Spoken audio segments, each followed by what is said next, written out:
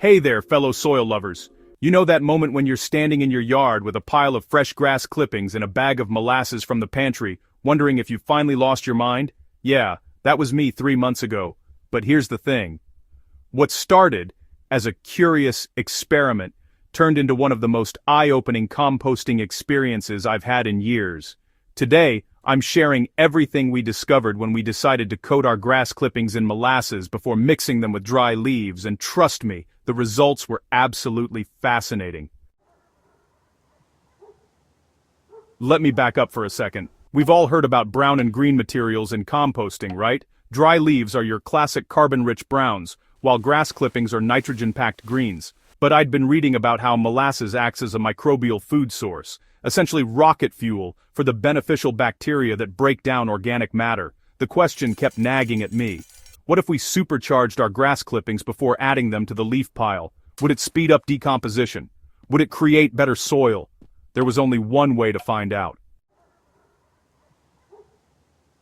We started with 3 separate piles to really see the difference. Pile 1 was our control, just regular grass clippings mixed with dry leaves at roughly a 1:2 ratio. Pile 2 got grass clippings that we lightly misted with a molasses solution, 1 tablespoon of unsulfured molasses per gallon of water.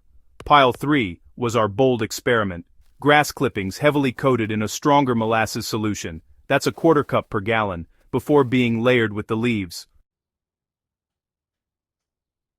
The grass came from our freshly mowed lawn, about 2 grocery bags full. We used autumn oak and maple leaves that had been stored in mesh bags since last fall. Each pile was about 3 feet wide and 2 feet tall, giving us enough material to track real changes over time. Within just 3 days, pile 3 was noticeably warm to the touch. I'm talking properly hot, like you could feel the heat radiating when you held your hand 6 inches above it. The molasses had clearly kicked the microbial activity into overdrive. Pile 2 showed moderate warming while pile 1 remained relatively cool. The smell difference was interesting too. Pile 3 had this sweet, fermented aroma, almost like bread dough rising. It wasn't unpleasant at all, which surprised me because I'd worried about attracting pests. Pile 2 had a milder version of the same scent, while pile 1 just smelled like fresh-cut grass and dry leaves. Here's where things got really exciting. When we turned pile 3 at the 1-month mark, the grass clippings had virtually disappeared. What remained was this beautiful, dark, crumbly material mixed with partially broken down leaves. The leaf structure was still visible, but they were soft and beginning to fragment. Pile 2 showed good progress too, with about 60% of the grass clippings decomposed and the leaves starting to break down around the edges. Pile 1, our control, still had recognizable grass clippings and the leaves looked almost unchanged beyond some browning. The temperature patterns told the story too. Pile 3 had gone through an initial hot phase, then cooled to warm, and was now holding steady at a pleasant warmth. This indicated sustained microbial activity. Pile 2 followed a similar but less dramatic pattern, while pile 1 had barely warmed up at all.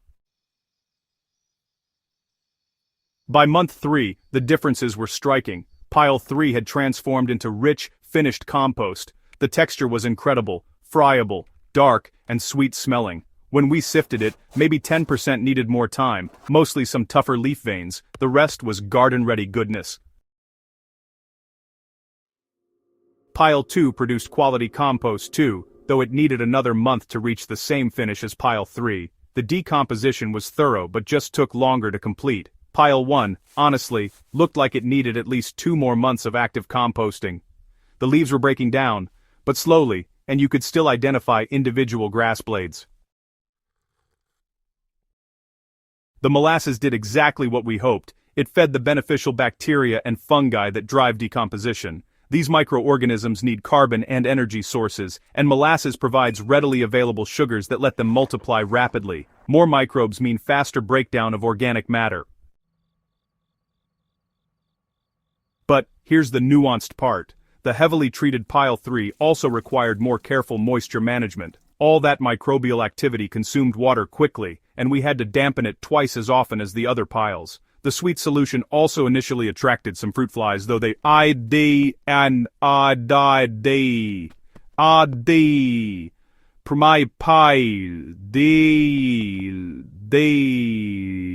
Yes, the surface layer dried out.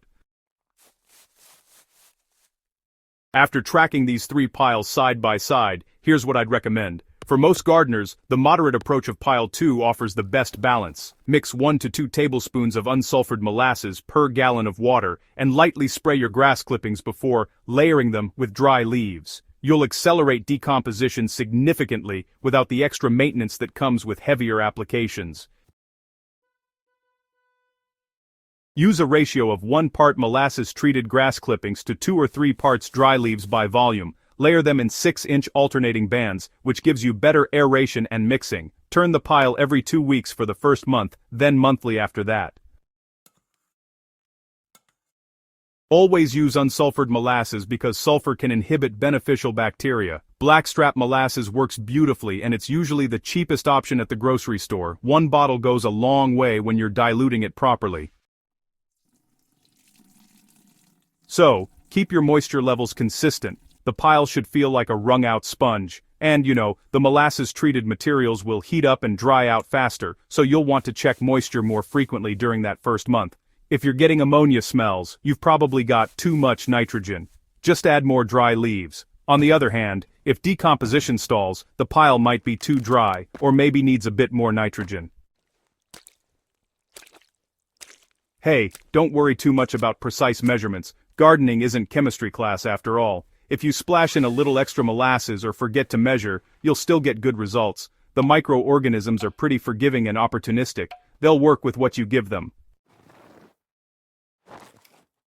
The finished compost from our molasses-treated piles was noticeably richer in beneficial microorganisms. When we used it in the garden, we saw improved soil structure within just a few weeks. The microbial diversity carried over into the garden beds, helping break down organic matter and making nutrients more available to plants. This approach is particularly valuable if you're trying to build soil quickly or rehabilitate degraded areas. The faster turnaround means you can produce multiple batches of compost in a single growing season, instead of waiting 6 months or more for traditional cold composting. Here at Grow with Soil, we're all about testing these methods in real gardens with real results. I'd love to hear about your experiences if you try this technique. Every yard is different, every climate has its quirks, and your observations add to our collective knowledge. If you found this experiment helpful and want more in-depth soil building strategies, hit that subscribe button and share this with a fellow gardener who's always looking for ways to improve their compost game. Let's keep growing better soil together, one experiment at a time. Drop a comment below telling me about your favorite composting hack. I read every single one and your ideas often inspire our next garden trial.